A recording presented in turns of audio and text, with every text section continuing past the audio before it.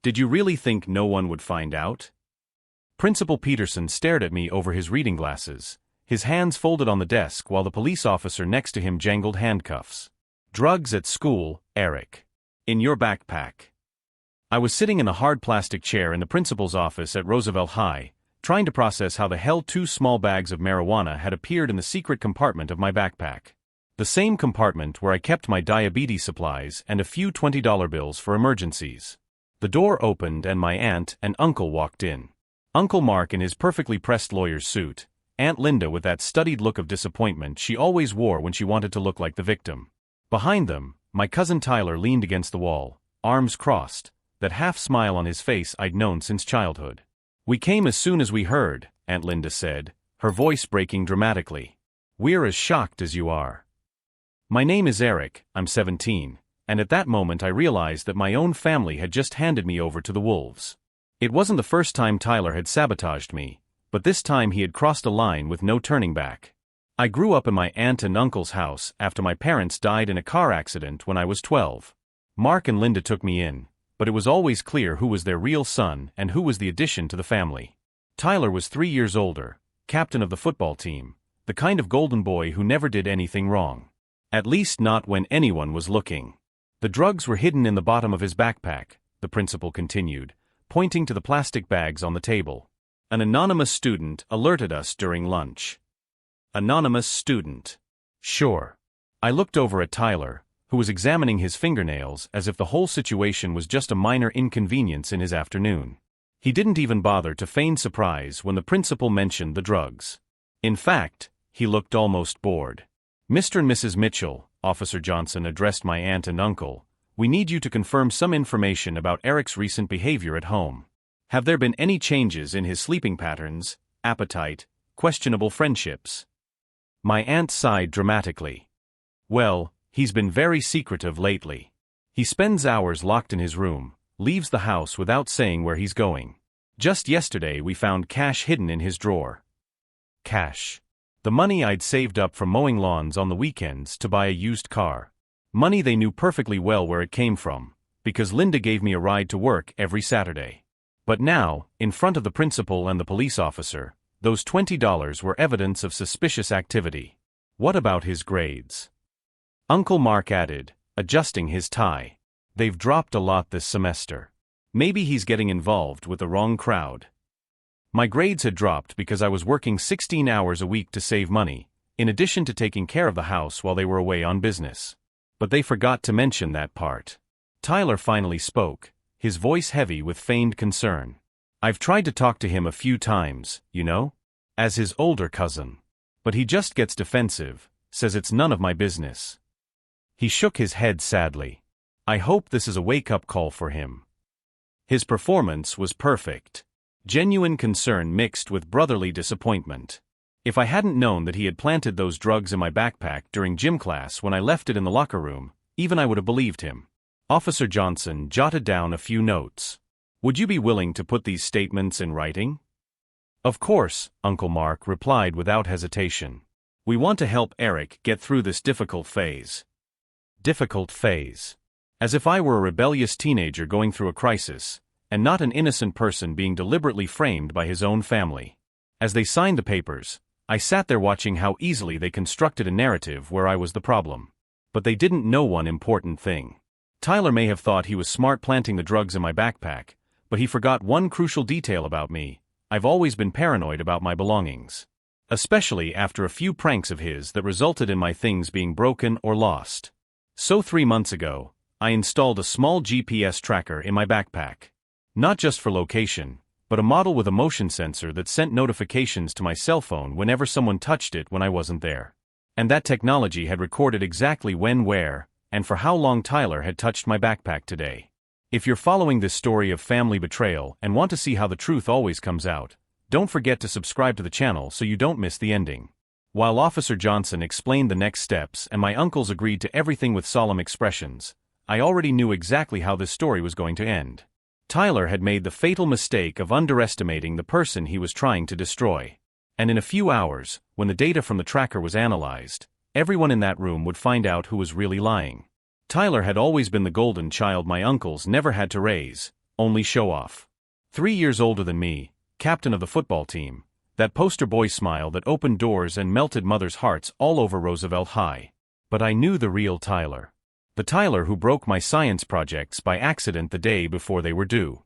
The Tyler who deleted my work files from the computer and then blamed it on a virus.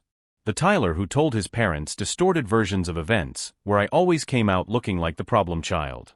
The difference was that when Tyler did something wrong, it was just a teenage phase or male energy that needs to be channeled.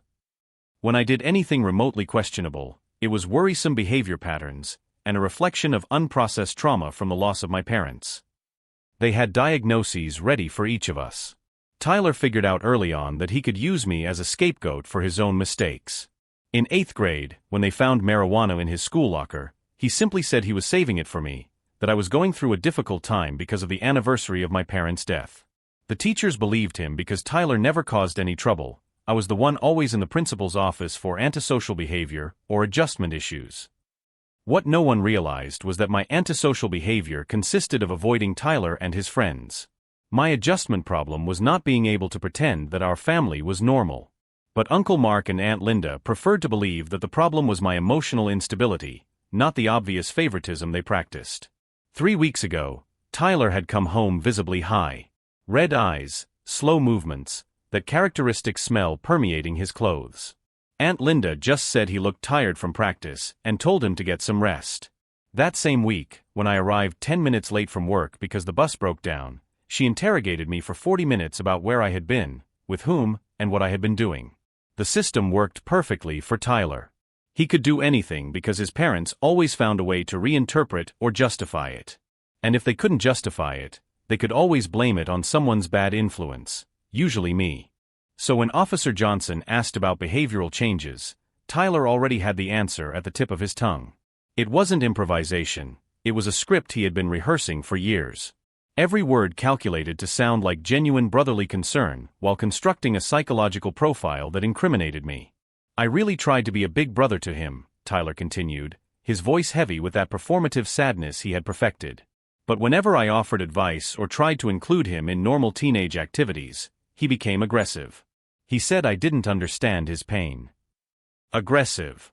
The word he always used when I refused to be an accomplice to his schemes, or when I questioned the fantastical versions of events he told our parents. According to Tyler, I was aggressive when I wouldn't lend him money for drugs. I was aggressive when I refused to lie about where he was on nights when he disappeared from the house. I was aggressive when I refused to take the blame for the problems he created. Just yesterday, Tyler sighed dramatically, I offered to take him to the movies with my friends. Trying to include him, you know? But he yelled at me, said he didn't need my pity. It was really intense. Intense. Yesterday Tyler had asked me to lend him $50 for gas, knowing full well that I would find out later it was for drugs. When I refused, he said I was an ungrateful bastard who bit the hand that fed him. My response was that I would rather pay for my own food than finance his addictions. Apparently, that translated as yelling intensely. Principal Peterson took notes, clearly impressed by Tyler's maturity and concern. Uncle Mark and Aunt Linda seemed proud of how eloquently their genuine son handled the delicate situation with their troubled stepson.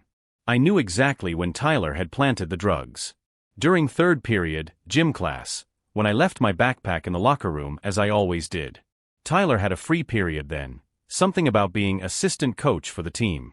In reality, he just skipped class and wandered the halls, but Coach Miller covered for him because Tyler was his star football player. The GPS tracker in my backpack had registered movement at 10:17 a.m. duration, 4 minutes and 32 seconds. Enough time to open the secret compartment, insert the drugs, and close everything back up. Not enough time for any innocent explanation. But the GPS wasn't my only precaution. Tyler didn't know that after 3 years of suspicious accidents involving my belongings, I had developed some very useful paranoid habits. Like photographing the contents of my backpack every morning before I left the house. Like discreetly marking the exact position of every object inside. Today's photographs clearly showed that someone had tampered with the compartment I never used for anything other than storing emergency diabetes supplies. The drugs were in a place where I would never put anything, positioned so that they would be easy to find for someone who knew exactly where to look. Eric has always been a difficult boy, Aunt Linda continued, her voice taking on that tone of suffering martyr she used when she wanted to sound like a misunderstood saint. Since he got here, we've tried to give him all the love and structure we can, but the trauma of losing his parents has created some trust issues. Trust issues. As if my reluctance to accept lies as truth was some kind of psychological pathology. As if questioning inconsistent versions of events was a symptom of disorder, not a sign of functioning intelligence. We've consulted therapists, Uncle Mark added, adjusting his tie with that pretentious gesture he made when he wanted to impress someone. They've all said it's normal to have an adjustment period, but frankly, after 5 years, we expected more progress. 5 years of trying to adapt to a system where I was perpetually the problem, never the solution. 5 years of being gaslight every time I pointed out inconsistencies or injustices. 5 years of hearing that my perception of reality was distorted by trauma, while watching Tyler be shielded from any real consequences for his actions. Officer Johnson closed his notepad. Well, based on the physical evidence and family reports, we need to process Eric according to standard protocol for possession of controlled substances on school grounds. Tyler finally showed genuine emotion, a quick flash of satisfaction that he tried to disguise as concern. But I knew that look. It was the same one he made when he got to blame me for something he had broken. As the officer explained the next steps, the police station, a call to our parents, a possible juvenile hearing, I mentally calculated how much evidence I would need to not only clear my name, but to completely expose the system of manipulation Tyler had built over the years. Because this time, he hadn't just planted drugs in my backpack. He had made the fatal mistake of underestimating my ability to document and prove the truth. And when the truth came out, it wouldn't just be about the drugs. It would be about years of systematic sabotage, psychological manipulation, and family complicity. Tyler thought he had just destroyed me. In fact, he had just given me all the tools I needed to destroy the carefully constructed illusion of who he really was.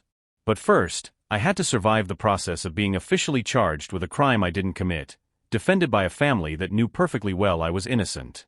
At the police station, while my fingerprints were being taken, Tyler posted a photo on Instagram. It was him hugging some of his football teammates with the caption, "Sometimes you have to make tough choices for family. Praying for my cousin Eric during this difficult time." 163 likes in 20 minutes. Tough choices for family. As if incriminating me was an act of sacrificial love, not a calculated move to protect his own skin. As if he was the brave cousin doing what needed to be done, not the coward who planted drugs in my backpack to avoid his own consequences. Officer Martinez, a middle-aged man with a gray mustache, explained the process to me as we filled out the paperwork. First offense of possession on school grounds meant a juvenile court hearing, possible community service, mandatory rehabilitation program. "Your cousin did the right thing by reporting this," he said, stamping the documents. "Sometimes family has to step in before things get worse." The right thing. Intervene. The words were carefully chosen to make Tyler sound like a reluctant hero, not a sociopathic manipulator. As Martinez talked about second chances and reintegration, I mentally calculated how many people Tyler had convinced he was saving my life by destroying it. Uncle Mark arrived to pick me up 2 hours later, his suit still impeccable, his expression carefully controlled. In the car, he turned the radio loud enough to discourage conversation, but low enough that I could hear when he called Linda. "It's done," he said. "Eric has been charged. Now we need to focus on minimizing the impact on the family's reputation." Pause. Yes, Tyler is shaken, but he's handling it well. Showing a lot of maturity. Another pause. "No, Eric hasn't said anything problematic. Still processing, I think." Processing. As if my mind had frozen in the face of the moral complexity of being betrayed by my own family, not as if I were calmly gathering evidence while they constructed their official version of events. When we got home, Tyler was in the living room watching television, his bare feet up on the coffee table as if it were any other Tuesday afternoon. He looked up when we came in, a studied look of concern on his face. "Eric," he said, his voice low and solemn. "Man, I know you must be mad at me, but I couldn't just stand by and watch you destroy yourself like this." Destroy.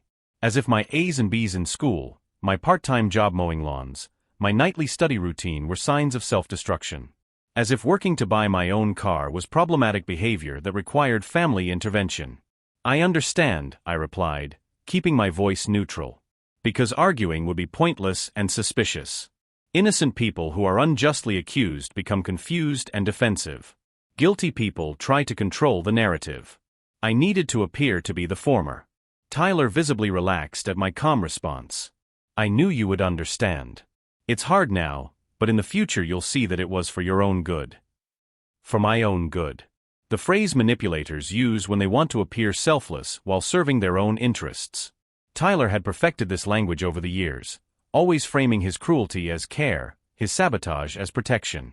That night, while the whole house was asleep, I accessed the GPS tracker data on my laptop.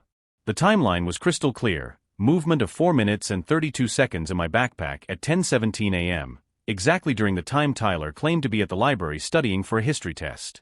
But the GPS didn't just show movement. It showed precise location.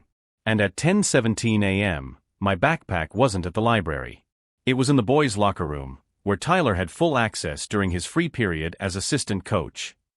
I photographed the timeline and saved the data in 3 different locations.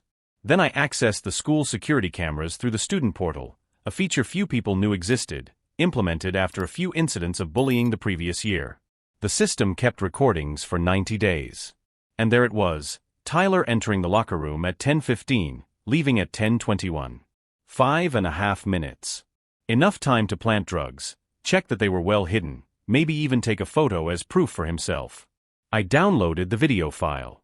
It was grainy, but unmistakable. Tyler, my backpack, perfect timing. Enough evidence to completely destroy the narrative he had built. But as I organized the evidence, something more disturbing crystallized. This wasn't the first time Tyler had sabotaged me like this. It was just the first time I had documentary evidence. The science project accidentally broken the night before it was due. The work file corrupted on my computer. The time I was suspended for cheating on a test using notes that mysteriously appeared in my desk. Always convenient coincidences. Always at the exact moment for maximum impact. Always with Tyler positioning himself as the concerned cousin trying to help me overcome my behavioral issues. It was a systematic pattern of gaslighting and sabotage that had been going on for years. And for the first time, I had the tools to prove not only his guilt in the current incident, but potentially expose his entire history of manipulation. At 3 in the morning, I finished organizing everything into an encrypted digital folder. GPS data, security camera screenshots, a detailed timeline, photographs of my backpack before and after. Enough evidence to not only clear my name, but to demonstrate premeditation and a criminal pattern. Tyler thought he had executed the perfect crime. In fact, he had documented his own guilt with forensic precision. But exposing everything right away would be a tactical mistake. Tyler was popular, charismatic, protected by his parents. I was the troubled cousin with a questionable history. If I presented the evidence too hastily, they would find ways to question, dismiss, or reinterpret it. Instead, I needed a more subtle strategy. I needed Tyler to hang himself with his own rope, document more lies, involve more people in his false version of events. The more elaborate his performance as the concerned cousin, the more devastating the fall would be when the truth emerged. As I closed my laptop, Tyler knocked lightly on my bedroom door. "Eric? Can I come in?" I opened the door. He was in his pajamas, his hair messy, his expression carefully vulnerable. "I couldn't sleep," he said. "I keep wondering if I did the right thing today. I know you hate me now." "I don't hate you," I replied, and it was true. Hate implied emotional passion. What I felt was something much colder and more calculated. "Thanks for saying that," Tyler sighed in relief. "I was afraid I'd lost my cousin forever." He hugged me. A long, tight, supposedly conciliatory hug. As his arms wrapped around me, I felt his phone vibrate in his pajama pocket. A text message at 3:30 in the morning. When he pulled away, his eyes glistened with perfectly timed manipulative tears. "We'll get through this together, okay? As a family." As a family. The words he would use to justify any future betrayal. The language that turned victims into accomplices in their own destruction. But this time would be different. This time, when Tyler woke up tomorrow and checked to see if I had swallowed his performance as a repentant cousin, he would discover that he had fundamentally underestimated who he was dealing with. The real game was just beginning. And unlike all the previous games, this time I controlled the board. Over the next 3 days, Tyler stepped up his performance as the devoted cousin. He offered me rides to school, asked about my feelings, even suggested we talk to a family therapist.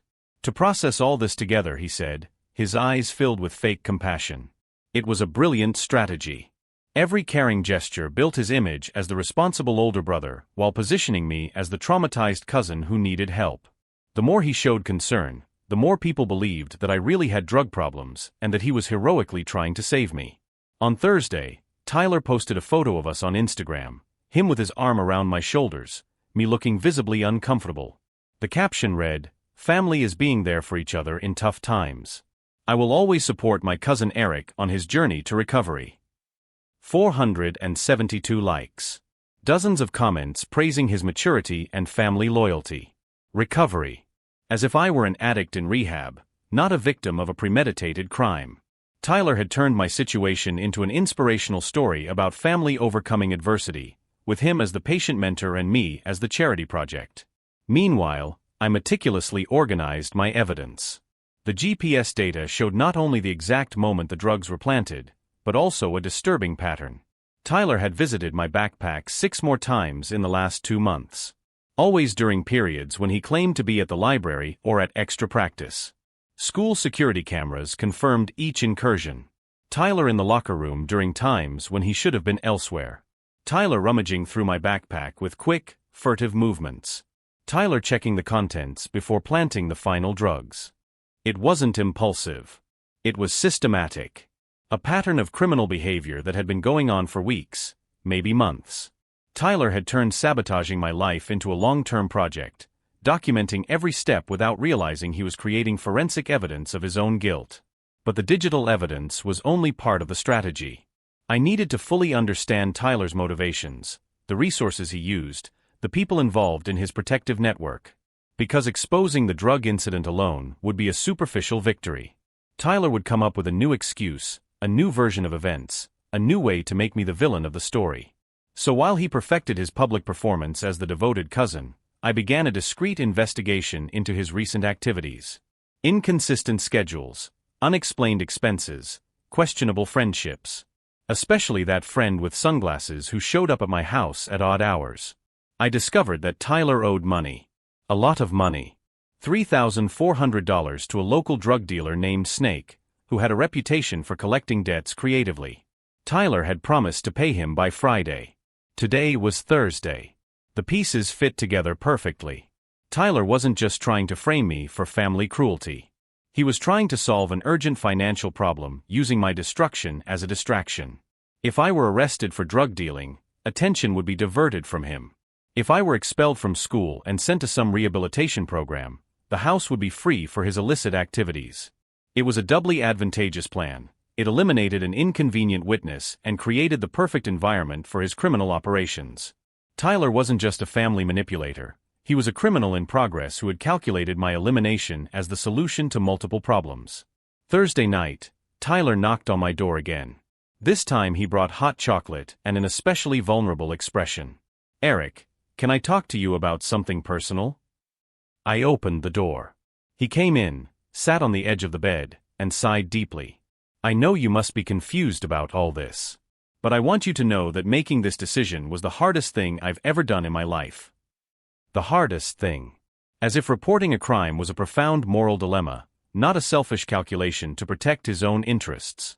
Tyler had rehearsed this conversation, practiced every pause, every facial expression. "You're my cousin," he continued, his voice choked with manufactured emotion. "My brother, practically. Seeing you destroy yourself like this. I couldn't just stand by."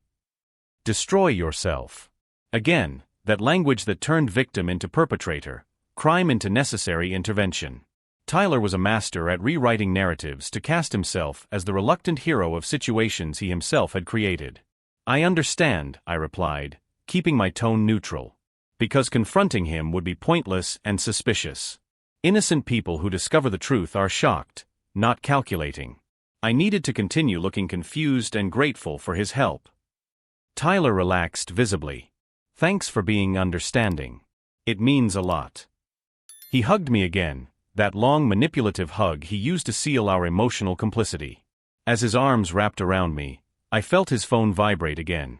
3 quick messages. At 10:43 p.m. Tyler pulled away quickly, checked his screen, his expression changing subtly. I have to take care of something, he muttered, already heading for the door. But Eric? Tomorrow we'll talk to my parents about next steps. We want to make sure you get all the help you need. Next steps. Help needed. Tyler was preparing phase 2 of his plan, convincing his parents to send me to a residential rehabilitation program, removing me completely from the home environment. House free, witness eliminated, problem solved. But while Tyler went downstairs to check his urgent midnight messages, I finished preparations for my own phase 2. Because if you're following this story of family manipulation and want to see how the truth can be more devastating than any lie, don't forget to subscribe to the channel. Tomorrow, when Tyler woke up expecting to convince me to check myself into rehab, he would discover that he had fundamentally underestimated who he was dealing with. And when Snake called demanding the $3,400, Tyler would finally understand what it meant to have no way out. The difference was that, unlike him, I wouldn't need to plant evidence or invent crimes. The truth would be enough. On Friday morning, I put my plan into motion. First step, an anonymous call to Principal Peterson, using a voice-altering app. There's important information about the Eric Mitchell drug case that you need to know. Check the security cameras in the men's locker room, Tuesday, 10:15 a.m. I hung up before he could ask questions. Simple, direct, impossible to ignore. Peterson was too thorough not to investigate an anonymous tip about a case that was still open. Step 2, a text message to Snake. Tyler Mitchell owes $340 more than he said. He lied about the amount. I have proof. I attached screenshots of Tyler's conversations with other dealers, where he mentioned the actual amount of the debt, $3,800, not $3,400. Tyler had underestimated me on every possible level, including my ability to hack into his phone using a simple social engineering technique I learned on YouTube 3 months ago, when I first became suspicious of his activities. Step 3. I personally visited 5 of the school football program's top sponsors. Local businessmen who loved being associated with athletic success, especially with upstanding young men like Tyler. I left a sealed envelope with each of them, containing printouts of Tyler's social media, compromising party photos, evidence of drug use. Along with a simple note, do you believe this is the kind of young man who represents your business values? I didn't ask for anything. I didn't make any threats. I just presented the information and let them draw their own conclusions. At 9 in the morning, Tyler got the first call. Snake, demanding the additional $400 he had discovered on the debt. Tyler denied it, of course, but his voice was already tense when he answered the phone in the kitchen. At 9:30, Coach Miller called Tyler into an urgent meeting. 2 sponsors had called questioning the moral character of certain players. Tyler rushed out of the house, clearly nervous. At 10 o'clock, Principal Peterson called Uncle Mark. It was a short, professional conversation. We need to review some evidence in your nephew's case. Could you come to the school this afternoon? I watched everything from my room, monitoring hacked phones, social media, even Tyler's car audio system via Bluetooth, which he never remembered to disconnect. It was like watching dominoes fall in slow motion, each piece knocking over the next in a perfectly orchestrated sequence. Tyler came home at 11:30, visibly shaken. He found Aunt Linda in the kitchen, reading something on her tablet with a grim expression. Tyler, she said without looking up, we need to talk. She had discovered his Instagram. Not the carefully curated public posts, but the secondary account he thought no one knew about. The account where he posted photos of parties, drugs, comments about dumb people who believe anything. Mom, I can explain, Tyler began, but Linda raised her hand to silence him. Explain this, she said, turning the tablet toward him. On the screen was a photo of Tyler holding a bag of marijuana, with the caption, "When you need to plant evidence on your dumb cousin, but forget to take a picture first, huh?" The blood drained from Tyler's face. He had posted that photo on his secret account as a joke for his close friends, thinking he was being clever by admitting to the crime in a veiled way. In fact, he had created irrefutable digital evidence of his own guilt. Tyler, Linda sighed, her voice laden with a disappointment I had never heard before. What have you done? Before he could answer, Snake appeared at the front door. He didn't knock. He just walked in, accompanied by 2 friends who looked professionally intimidating. Tyler! Snake yelled from the living room. We need to talk, buddy. Tyler stood frozen between his furious mother in the kitchen and the menacing drug dealer in the living room. For a few seconds, he just stood there, his head spinning between the two, realizing that his carefully constructed world was simultaneously collapsing on multiple fronts. That's when my phone rang. Principal Peterson. Eric, can you come to the school right now? We have some important updates about your case. Sure, I replied, loud enough for Tyler to hear. Be there in 20 minutes. Tyler looked at me for the first time since this whole thing started. He really looked at me. And for the first time in years, I saw genuine fear in his eyes. Not the performative fear he used to manipulate situations, but real terror from someone who finally understands that he has completely lost control. Eric, he whispered, we need to talk. Of course we do, I agreed, grabbing my car keys. But first, I'm going to handle this situation at school. After all, as you always say, family has to face the consequences of their actions. As I walked out the front door, I passed Snake and his friends. Snake looked at me curiously, then with recognition. Are you the cousin who sent that information? He asked.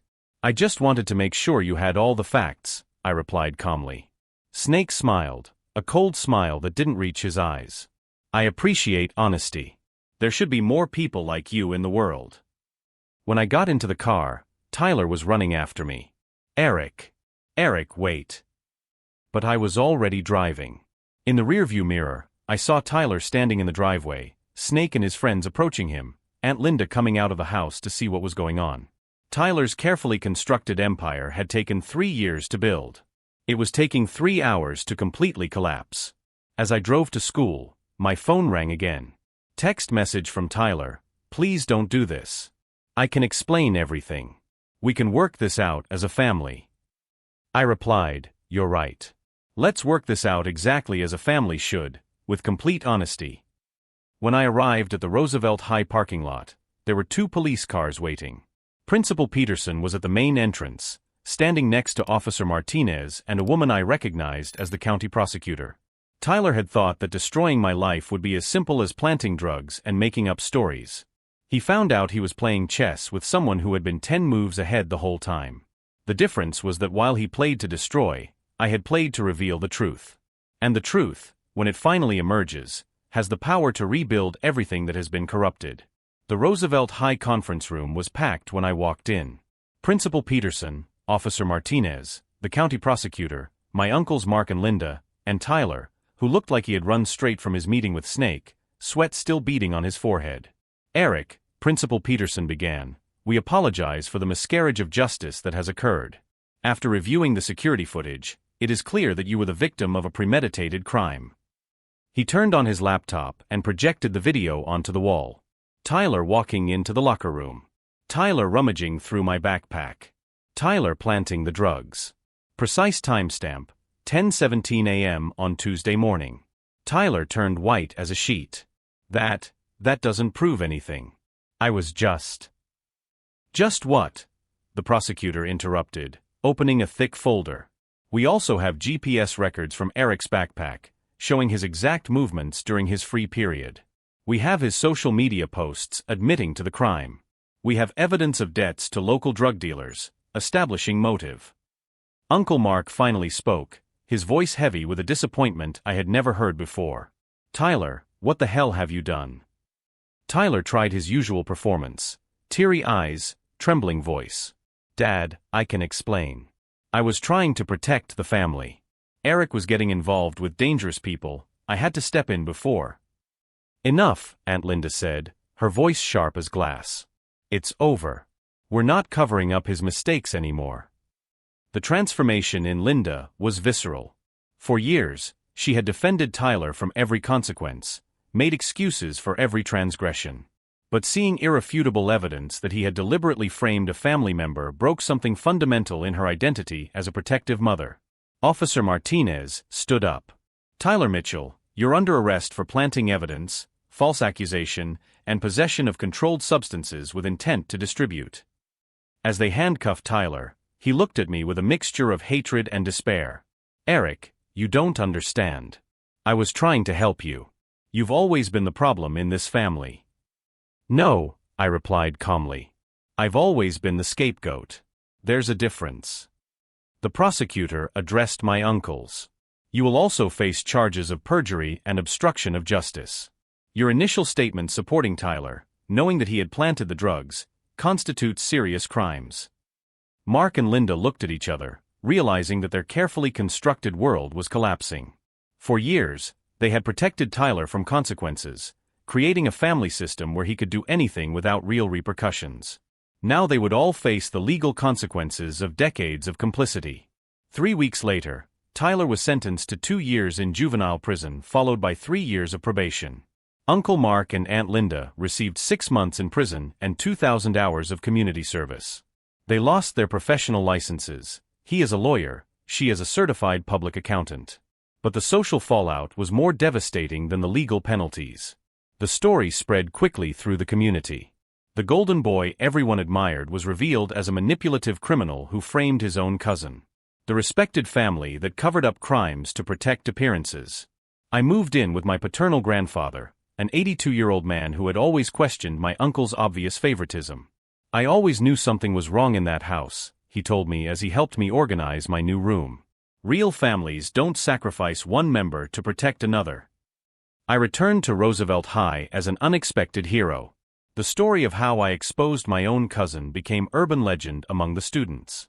Not because of dramatic revenge, but because of smart use of evidence and meticulous planning. I learned that real justice doesn't come from emotional outbursts, but from careful documentation and strategic patience. My relationship with technology deepened during the process. What started as defensive paranoia evolved into a genuine interest in digital security and forensic investigation. I decided to study computer science with a focus on cybersecurity.